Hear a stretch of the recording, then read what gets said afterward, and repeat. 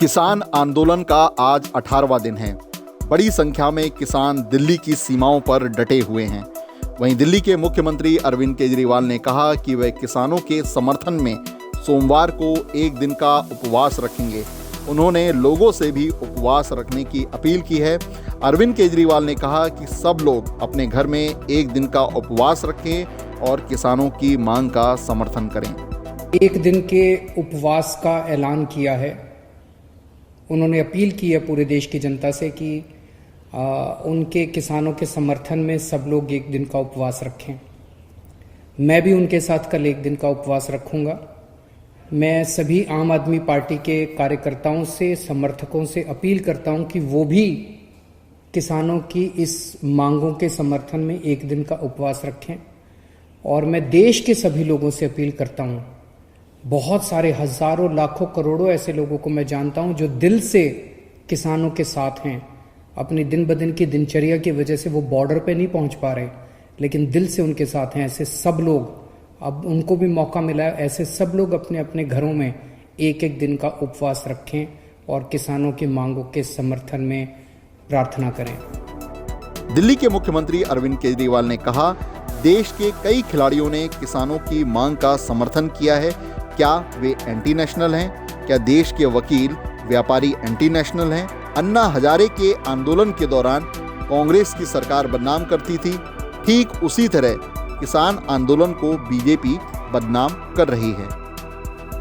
मैं देख रहा हूं पिछले कुछ दिनों से केंद्र सरकार के कुछ मंत्री और भारतीय जनता पार्टी के कुछ लोग बार बार कह रहे हैं कि ये किसान देशद्रोही हैं, ये आंदोलन देशद्रोहियों का है, यहाँ पे एंटी नेशनल लोग बैठे हुए हैं।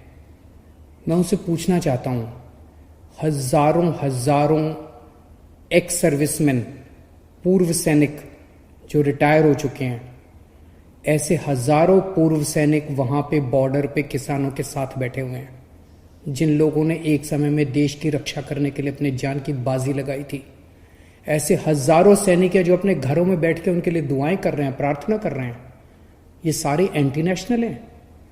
मैं उनसे पूछना चाहता हूं, इनके मंत्रियों और भाजपा के नेताओं से, कि ऐसे कितने ही नेशनल और इंटरनेशनल खिलाड़ी हैं जिन्होंने देश के लिए इंटरनेशनल स्तर पे, अंतर्राष्ट्रीय स्तर के ऊपर देश के लिए नाम कमाया और देश के लिए मेडल जीत के लाए। ऐसे कितने ही खिलाड़ी वहां पे बॉर्डर पे बैठे हुए हैं किसानों के साथ, अपने अपने घरों में बैठ के वो दुआएं भेज रहे हैं उनको। ये सारे इंटरनेशनल खिलाड़ी जो देश के लिए खेले थे और जिन्होंने देश के लिए मेडल जीते थे, ये सारे एंटी नेशनल हैं। मैं पूछना चाहता हूं इन सारे बीजेपी के नेताओं और इन सारे मंत्रियों से, कितने सिंगर्स हैं, बॉलीवुड सेलिब्रिटीज हैं जो किसानों के बच्चे हैं।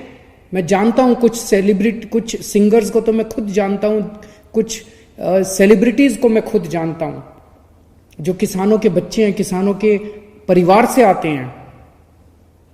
ये सब लोग जो इनको समर्थन कर रहे हैं, ये एंटी नेशनल हैं। कितने ही ऐसे डॉक्टर्स हैं जिन्होंने अपना समर्थन दिया है, ये सब डॉक्टर्स हमारे देश के एंटी नेशनल हैं। आज मुझे पता चला बहुत बड़ा वकीलों का समूह बॉर्डर के ऊपर उनको समर्थन देने के लिए पहुंचा था।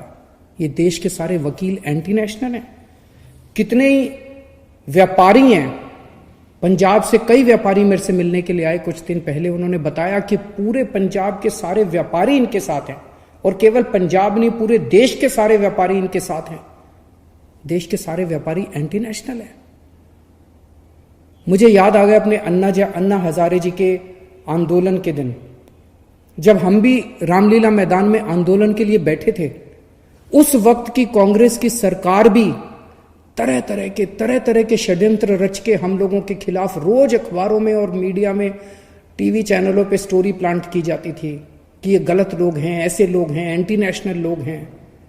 जिस तरह से हमारे आंदोलन को बदनाम करने की कोशिश की जा रही थी उन दिनों में कांग्रेस के द्वारा, आज वही कोशिश किसानों के आंदोलन को बदनाम करने के लिए बीजेपी कर रही है और सत्ता पक्ष कर रहा है। इस देश के किसानों को एंटी नेशनल कहने की हिम्मत मत करना।